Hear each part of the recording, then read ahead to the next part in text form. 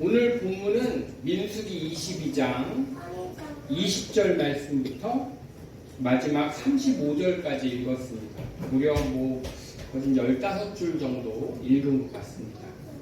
그죠?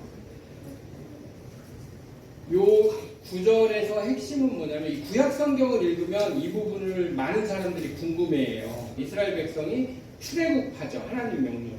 그래서 광야에서 40년 동안 막 고생을 한 다음에 어느 곳에 정착을 하게 돼요. 그곳이 어디냐면 바로 오늘 나오는 말씀의 이 장소입니다. 이 장소에는 바로 앞에 누가 있냐면 모압의 왕인 발락이라는 사람이 있습니다. 잘 들으셔야 되는 게 이름이 발락, 발람, 이 두 가지가 있어요. 이 발이라는 뜻은 무슨 뜻이냐면 쳐 없애다, 이런 뜻이에요. 쳐 없애다. 그러니까 발락도, 모압의 왕인 발락도 쳐 없애는 자고요. 발람도, 발이라는 뜻이 쳐 없애다라는 뜻이에요. 발락이라는 모압의 왕이 발람이라는 어떤 예언자, 점술가를 불러일으키는 겁니다. 이 람이라는 뜻은 무슨 뜻이냐면 백성이라는 뜻입니다. 그러니까 발람이라는 이 예언자는, 점술가는 굉장히 유명한 사람인데 성경에는 그냥 아주 단순하게 나와 있어요. 뭐라고 나와 있습니까? 부올의 아들. 여기서 보면은 민수기 22장 5절 말씀, 24장 1절 말씀에 보면 부올의 아들, 그리고 점술가라고 나와 있습니다. 근데 고대 문도 이 사람을 찾아보려고, 발람이라는 사람을 찾아보려고 고대 책들이 나와 있는 곳을 좀 뒤져봤는데 굉장히 기록이 많더라고요. 생각보다. 이 발람이라는 사람이. 이 사람은 무슨 사람이냐면 예수를 믿는 사람은 아니에요. 점술가예요. 영매 같은 사람. 하나님의 음성을 듣기는 하지만 순종은 하지 않는 사람이에요. 그래서 발람이라는 뜻이 무슨 뜻이냐면 백성을 쳐 죽이는 사람이라는 뜻입니다. 이게 희한하죠? 이름이 되게 중요한데. 자, 지금 읽었던 민수기 성경책 보면 창세기, 출애굽기, 레위기, 민수기, 신명기, 여호수아. 이제 이스라엘 백성이 모압 땅 앞에 바로 있는데 이게 어느 땅이냐면 하나님이 말씀하신 약속의 땅 가나안 땅에 들어가기 바로 직전인 거예요. 가나안 땅 바로 앞에 있는 모압 왕 앞에 진을 치고 있는 거예요. 이 모압 왕은 아까 얘기했듯이 발락이라는 사람이에요. 지금 민수기 22장 뒤에 말씀이 뭐냐면 창세기, 출애굽기, 레위기, 민수기, 신명기예요. 신명기에는 또 무슨 일이 있냐면 신명기에서 보면 모세의 죽음이 생겨요. 그죠, 맞죠? 민수기, 신명기, 여호수아. 여호수아는 또 뭐냐면 여호수아가 백성들 모두를 이끌고 40년 전에 약속하셨던 그 땅에 들어가는 장면이 여호수아 1장부터 나와요. 그러니까 민수기, 신명기, 여호수아 이 세 장, 성경의 세 권 사이에 사건들이 있는데 가나안 땅에 들어가기 바로 직전에 발락이라는 모압 왕 앞에 이스라엘 백성이 있는 거고, 가나안 땅에 들어가는 그 사이에 무슨 일이 있냐면 모세의 죽음이 있다는 얘기. 그러니까 이 오늘 말씀의 핵심도 이거예요. 하나님이 약속하신 가나안 땅에 들어가기 바로 직전에 있는 일들을 통해서 우리가 뭔가를 배워야 된다는 것입니다. 민수기 지금 읽었던 이 22장과 모세의 죽음과 여호수아, 가나안 땅에 들어가는 이 세 권의 책 사이에 날이 얼마나 되냐. 학자들은 2주에서 많으면은 2달 이렇게 봅니다. 이게 무슨 말이냐면 이 발락 사건과 발람 사건, 이 발람 예언자를 불렀던 이 사건이 가나안 땅에 들어가기 바로 직전이라는 소리예요. 바로 직전에 큰 일이 있는데 바로 요 당나귀 사건입니다. 사람들은 그런 인과관계는 잘 정확히 알고 싶어 하지 않지만 오늘 읽었던 이 말씀, 당나귀 사건에 대해서는 너무나 알고 싶어 한다는 것이에요. 이 성경에서 있었던 여러 희귀 사건이 있는데 AI한테 구약에 있었던 여러 사건 중 5가지만 뽑아봐 그러면은 천지창조, 홍해가 갈라지는 거, 그 다음에 세 번째가 뭐냐면요 나귀가 말하는 거. 나귀가 말하는 거. 그러니까 이 사건이 굉장히 중요한 사건이라는 그만큼. 아주 중요한 사건이니까 제목을 뭐라고 얘기했냐면 보이는 세계와 보이지 않는 세계의 충돌이라고 제목을 정했습니다. 이 모압 왕은 발람이라는 예언자를 소환해요. 이유가 오늘 말씀해 보니까 22장 2절과 그 앞에 3절에 보니까 이렇게 돼 있어요. 이스라엘 백성들이 바로 오기 직전에 아모리 왕과 시온에 있는 그 땅을 전부 다 전멸시켜버려요. 전쟁이 2번이 있었는데 전쟁에서 이긴다는 것이에요. 그러니까 모압 왕인 발람이 겁을 먹는 거예요. 두 번째, 3절에 보니까 숫자가 엄청 많다는 거예요. 그래서 이 숫자가 얼마나 되나 봤더니 이스라엘 백성들이 60만, 군대가 60만 정도 되더라고요. 여러분, 이때 당시에 군대가 60만이라는 건 엄청난 숫자예요. 우리나라가 군대가 몇 만인지 아십니까? 혹시? 우리나라가? 45만 정도. 그게 현역이 60만이라는 건 어마무시한 겁니다. 어마무시한. 지금 전 세계 국가 중에서 60만 현역을 갖고 있는 군대는 몇 군데 되지를 않아요. 그 정도로 엄청난 군인이에요. 그러니까 모압 왕이 쫄을 수밖에 없다는 것이에요. 그래가지고 모압 왕은 뭐를 고릅니까? 발람이라는 점술가를 불러요. 아까 초반에 얘기했듯이 이 발람은 부올의 아들이고 지금으로 말하면 이라크 근처에 사는 점술가예요. 아주 굉장히 유명했었나 봐요. 성경에는 그냥 부올의 아들 이라크 근처에 사는 사람, 점술가 이렇게 나오는데 다른 책들을 찾아보니까 이 발람에 대한 얘기가 굉장히 생각보다 많습니다. 기록이 많다는 거예요. 그러니까 유능한 점술가, 신의 음성을 완벽하게 이해하는 그런 박수, 지금으로 말하면 무당 이런 종류였던 것 같습니다. 오늘 본문의 시작은 20절에 뭐라고 시작하냐면 이 발락 왕이 모압 왕이 두 가지 이유 때문에 걱정을 하면서 발람을 불러서 이스라엘 백성을 저주하라고 얘기합니다. 첫 번째, 그래서 사람들을 보내요. 7절에 발람을 소환하기 위해서 사절을 보냅니다. 그랬더니만 발람이 하나님한테 물어볼게. 하나님한테 물어보고 하나님이 가라 그러면 가지. 난 내 맘대로 얘기하지 못해. 7절에 그렇게 얘기합니다. 하나님한테 물어봐요. 하나님 저들이 나를 이렇게 이스라엘 백성들을 저주해가지고 뭐 이렇게 소환술, 강령술 같은 걸 하래요. 하나님이 가지 말라고 얘기합니다. 왜냐하면 이스라엘 백성들은 축복받은 백성들이기 때문이다. 신하들이 가가지고 모압 왕한테 다시 얘기합니다. 우리가 가가지고 이렇게 재물도 주고 그러려고 그랬더니만 어림도 없대요. 하나님이 가지 말래요. 발락이 다시 얘기합니다. 그래? 그러면 더 높은 고관들을 보내야겠다. 왜? 말의 신뢰성 때문에. 그래서 고관들을 보내는데 이 고관이 어떤 사람이냐라고 또 찾아보니까 총리급을 보냅니다. 총리급. 이때 당시에 총리급이 같다는 건 확실한 왕의 약속을 얘기합니다. 높은 사람이 재물도 엄청나게 많이 갑니다. 금은보화를 이만큼 실어가지고 그때 뭐 금은보화가 뭐 여러분 뭐 170회 이런 거겠습니까? 전부 다 막 금덩어리 이만한 거, 막 은덩어리 이만한 거, 막 달구지에 막 바글바글 실어가지고 소가 끌고서 갔던 거예요. 이렇게 갑니다. 발람이 두 번째 사절이 왔을 때 그것을 보고 어떻게 생각했을까요? 발람은 18절에 이렇게 얘기합니다.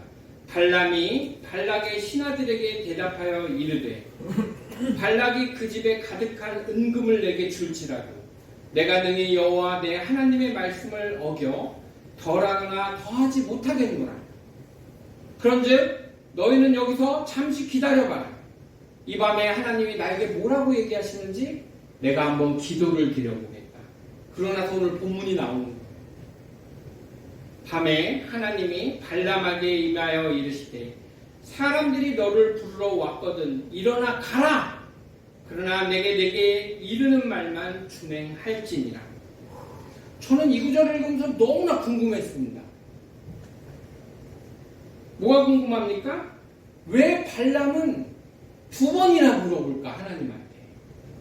아니 하나님이 뭐 첫 번째 사절이 오고 두 번째 사절이 온 시간이 몇 년이 된 것도 아니고 기껏 해봐야 며칠 일주일 사이일 텐데 일주일 전에 분명히 하나님이 하지마 라고 얘기했는데 왜 발람은 다시 물어볼? 성경은 왜 19절에 그런즉 이제 너희도 이 밤에 여기서 유숙하라. 여호와께서 내게 무슨 말을 더 하실지 알아보리라. 18절에는 뭐라고 얘기하냐면 나는 그렇게 할 수 없다 얘기해놓고 19절에 저는 이 구절을 읽으면서 이렇게 생각이 들었습니다. 야, 선악과를 본즉 먹음직도 하고 그렇게 보였구나 발람 마음이. 16절 17절에 금과 은이 가득한 재물을 보고 총리급이 온 높은 고관 대장이 와서 발락왕이 네가 저주만 하면 뭐든지 너에게 들어주신다고 얘기한다. 이 제안에 발람은 솔깃해가지고 마음이 이미 넘어간 상태였을 거라고 저는 봅니다. 그래서 두 번째 물어본 거예요. 두 번째. 또 한 가지 궁금한 게 있습니다. 이 구절을 보면 20절 말씀입니다. 아니 하나님은 일주일 전에 길어봤자 한 달 사이 아니겠습니까? 이게 적하고 마주쳤는데 한 달일 리가 없죠.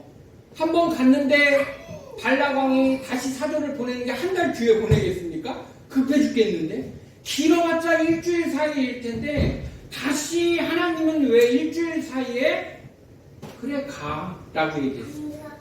이게 핵심이라는 거예요. 오늘 설교의 핵심이라는 겁니다. 여러분 하나님이 허락하신다고 기뻐하시는 게 아니에요. 하나님이 허락하신다고 우리의 기도를 기뻐하시지 않는다는 것을 여러분 영적으로 민감하게 받아들이시기 바랍니다. 하나님은 허락하셔요.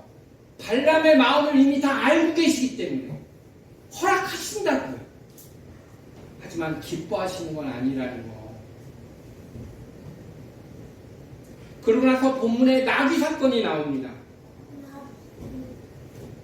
발람이 기분 좋아서 막 가려고 그래요. 나귀를 타고 가야죠. 걸어갈 수는 없으니까. 나귀를 타고 가려는데 나귀가 갑자기 안 가는 거예요. 타고 가려는데 당나귀가 가지 않아요. 가자고. 그렇다고 발람처럼 때리면 안 됩니다. 때리니까 나귀가 갑자기 야 이 사람아! 사람한테 야 이 사람아!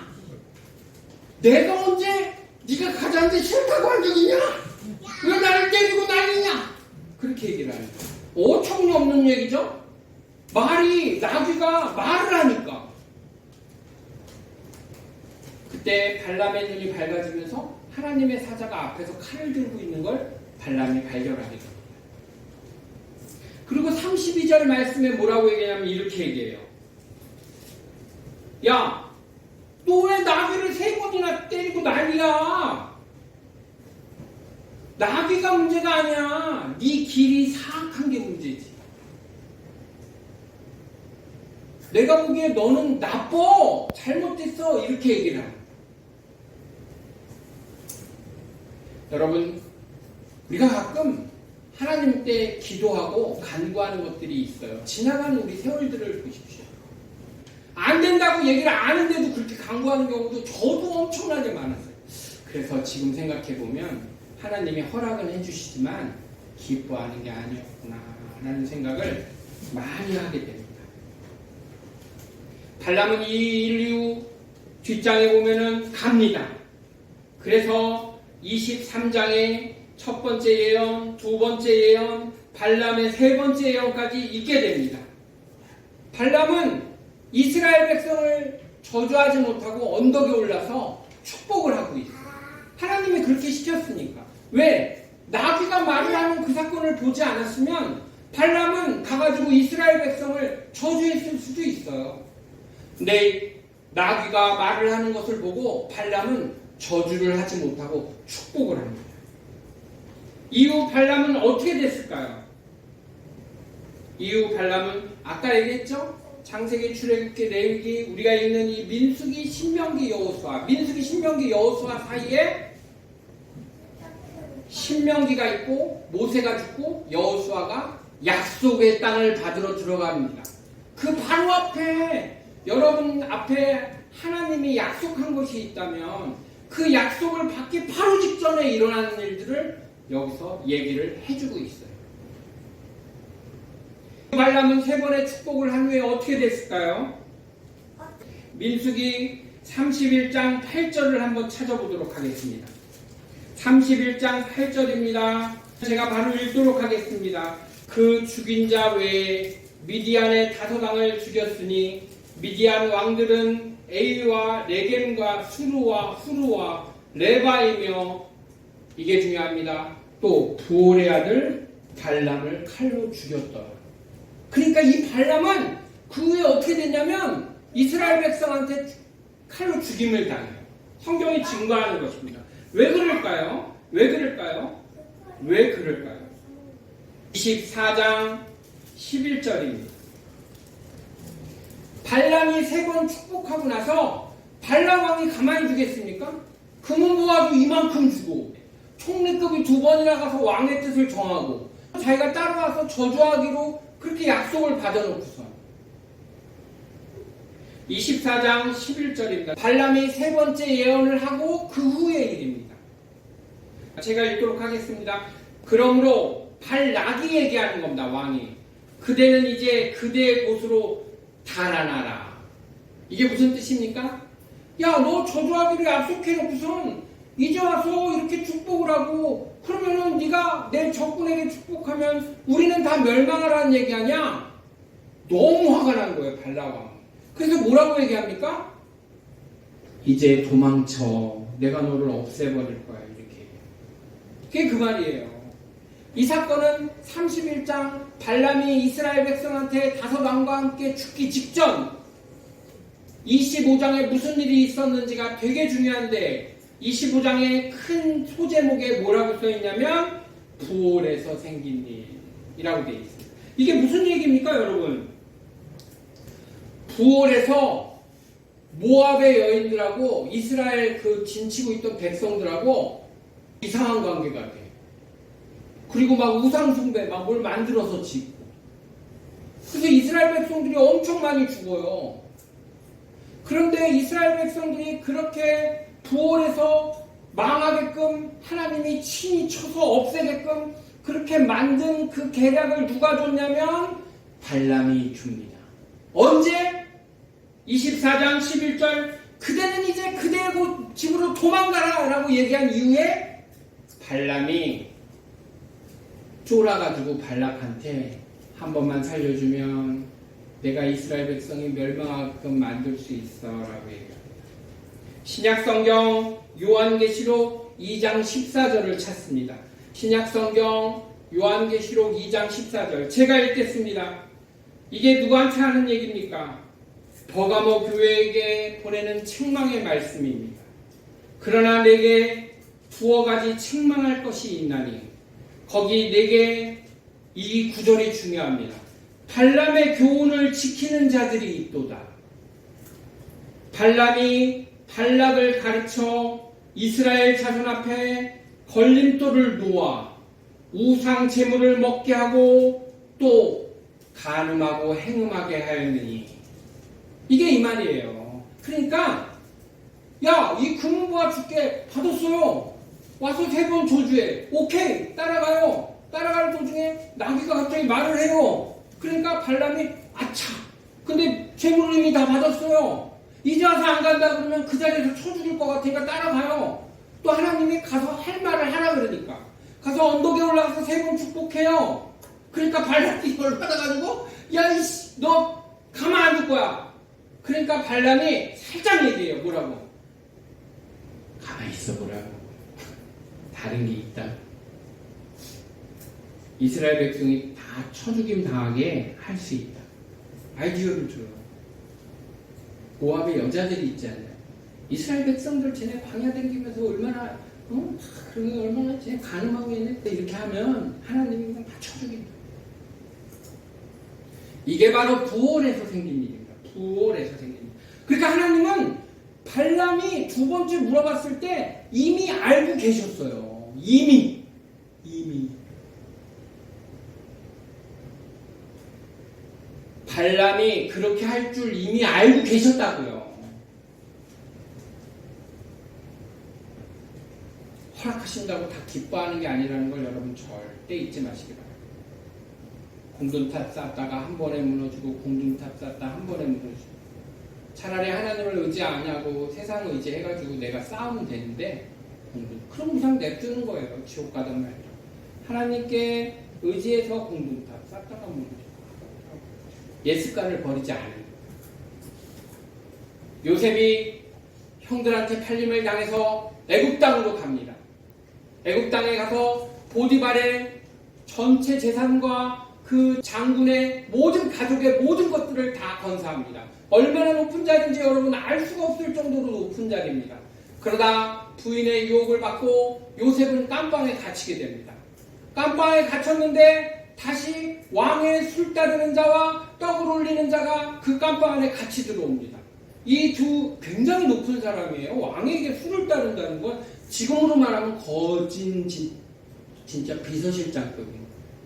근데 이 두 사람이 왕의 총명을 받다가 갑자기 한순간에 깜빵에 들어와서 요셉하고 친해집니다. 들어와 보니까 요셉이 너무 똑똑하니까 요셉한테 친해지고 이것저것 물어보고 그 사이에 많은 얘기들을 합니다.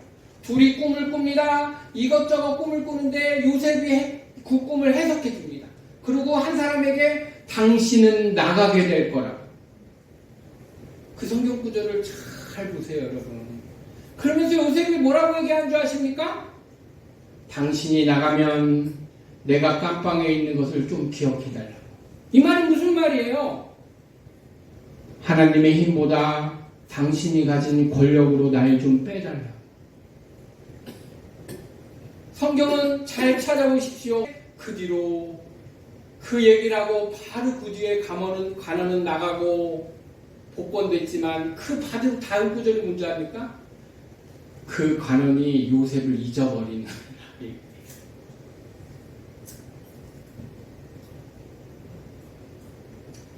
허락하신다고 기뻐하시는 것이 아니라는 걸 여러분이 잊지 마시기 바랍니다. 로마서 1장에 보면 그들의 정욕대로 하고 싶은 대로 하나님이 그냥 놔두신다고 허용하신다고 얘기를 하십니다. 여러분 허용하세요. 하지만 승인은 아니라는 것이에요. 허용이라는 단어를 국어사전에서 찾아봤습니다. 뭐라고 얘기합니까? 어떤 행위나 상태를 제한하거나 금하지 않고 그대로 받아들이는 것을 허용이라고 얘기합니다. 원하지 않아요. 하지만 묵인해주는 상태. 이거 제 말이 아닙니다. 국어사전에 그대로 나와 있는 거예요. 뭐라고 나와 있습니까? 허용이라는 게 뭐냐? 원하진 않아. 하지만 묵인해준다. 우리는 자녀의 실수를 허용합니다. 묵인해주는 것이에요. 묵인해주는 것. 욥기서 1장 12절에 똑같은 어휘가 나옵니다. 로마서 1장 24절에 이 바로 그들의 정욕대로 놔두심이 허용하다라는 뜻입니다. 하지만 승인은 무슨 말입니까? 국어사전에 보니까 의견이나 행위가 옳다고 인정되는 것을 얘기합니다. 국어사전에 보니까 이 승인은 법적으로 당위성을 획득하는 상태를 승인이라고 얘기합니다. 기도로 방향을 묻는 것과 여러분 청한 후 허락을 구하는 것은 완전 다른 것입니다. 기도로 방향을 묻는 것과 내가 정한 후 기도하는 것은 완전히 다른 것이라는 것. 우리는 적극적인 순종으로 나아가야 될 것입니다. 종의 멍에를 쓰지 말고 예수 그리스도가 말하신 친구의 길로 나아가야 될 것입니다. 여러분들이 적극적인 순종 아래 있다면 예수 그리스도와 친구가 될 수 있을 것입니다. 조건부 순종이나 소극적인 순종이 아니라 우리가 적극적으로 순종만 한다면 우리는 하나님의 친구가 될 수 있을 것입니다. 우리 하나님께서 원하시는 것이 종의 멍에를 매는 것이 아니라 우리 하나님과 친구가 되고 동행하는 것을 원하십니다. 그 조건이 바로 그 약속의 땅, 가나안 땅에 들어가기 전 바로 직전의 상태. 우리는 적극적인 순종을 해야 될 것입니다. 우리가 원하는 것을 기도의 도마 위에 올려놓고 말씀 위에 올려놓고 하나님 이것을 내가 정했습니다. 이것을 들어주십시오 라고 말하지 않고 주여 말씀하소서 내가 듣겠나이다. 다른 눈앞에 보기에는 금은보화가 없어지고 고관 대작의 길이 없어질지라도 주여 말씀하소서 내가 듣겠나이다. 적극적으로 우리가 순종할 때 우리의 공든탑은 무너지지 않을 것입니다. 적극적으로 순종할 때 우리는 신과 친구가 될 수 있을 것입니다. 저뿐만 아니라 여러분 모두 하나님 은혜 안에 있기를 간절히 바랍니다. 하나님이 우리를 적극적인 순종의 길로 이끌어 주셔서 이제는 더 이상 공든탑이 무너지지 않기를 바랍니다. 허용은 하시지만 기뻐하지 않는 그 길로 가지 않게 되기를 바랍니다. 하나님이 이 기도를 왜 안 들어주시지? 이렇게 질문하는 것이 아니라 내가 택한 길, 내가 가는 길이 과연 하나님께 기쁨이 될 수 있을까? 라는 적극적인 순종의 길로 나아가시기 바랍니다. 그러면 분명히 무너졌던 탑을 다시 세워주실 것이고 허물었던 길을 내어주실 것이며 그 길 안에서 우리는 영생을 얻고 평안을 얻게 될 것입니다. 마지막으로 제가 이스라엘에 갔었을 때를 얘기를 한번 해보도록 하겠습니다. 요즘 굉장히 덥죠? 어제 오늘은 조금 그나마 시원했는데 월화수목까지는 진짜 엄청 덥더라고요. 월요일날 목사님한테 볼 일이 있어서 교회 잠깐 왔더니 우리 아버님이 딱 밑으로 딱 벗어 제끼시고 딱 등으로 속내기 하나만 딱 입으시고 딱 쓰면서 있다가 내가 아버님하고 얼굴 이렇게 되니까 우엑 하면서 일어나시고 그랬습니다. 그때가 가장 더웠을 때예요. 그때 온도가 안성 보니까 39도더라고요. 9도. 근데 이 바다 온도가 몇 도냐고 물어보니까 여러분 바다 온도가 67도래요. 안성. 그러니까 잠깐 공가 높죠. 그늘이 조금만이라도 있으면 그 그늘 아래에 있는 도로는 28도까지 내려간다. 67도에서 28도라뇨. 이게 말이 40도가 내려간대요. 40도가. 이스라엘에 갔었을 때 광야에 나가보면 여러분 광야 같은 데 가보면 드문드문 돌들이 이렇게 솟아있어요. 드문드문. 목사님은 뭐 가보셨을 거라고 보는데 광야에 가보면 뭐 또 광야가 막 사막처럼 우리가 생각하는 사하라 사막 그런 게 아니에요. 그냥 이렇게 돌길 같은 건데 광야에 이렇게 가다 보면 돌이 이렇게 솟아있단 말이에요. 드문드문. 이 돌이 어떻게 솟아있는 것도 몰라요. 드문드문 솟아있는데 이 광야에서 이 돌이 그늘을 만들어요. 그리고 그 그늘 안에 들어가면 생각보다 굉장히 시원합니다. 굉장히. 왜? 건조한 바람이 부니까요. 그늘 아래만 있어도 온도가 바닥이 27, 8도로 떨어지는 정도는 아니지만 훨씬 시원합니다. 우리가 보기에는 그 돌이 거친 돌처럼 보이지만 분명히 필요한 돌이에요. 그것을 찬양하십니다. 내 앞에 있는 돌들을 무시하지 마시고 내 앞에 있는 이 웅덩이를 너무 괴로워하지 마시고 하나님 감사합니다. 주님의 은혜입니다. 보이지 않는 세계가 보이는 세계를 지배하는 줄 믿습니다라고. 그럴 때 여러분과 내 앞에 큰 평화가 임재하고 하나님과 같이함으로 하나님과 친구됨으로 우리의 나머지 인생이 평탄해질 것입니다. 평안함에 임재하게 될 것입니다. 그런 한 주가 되시기를, 그런 한 생애가 되시기를 주 예수 그리스도 이름으로 축복합니다. 아멘. 기도하겠습니다.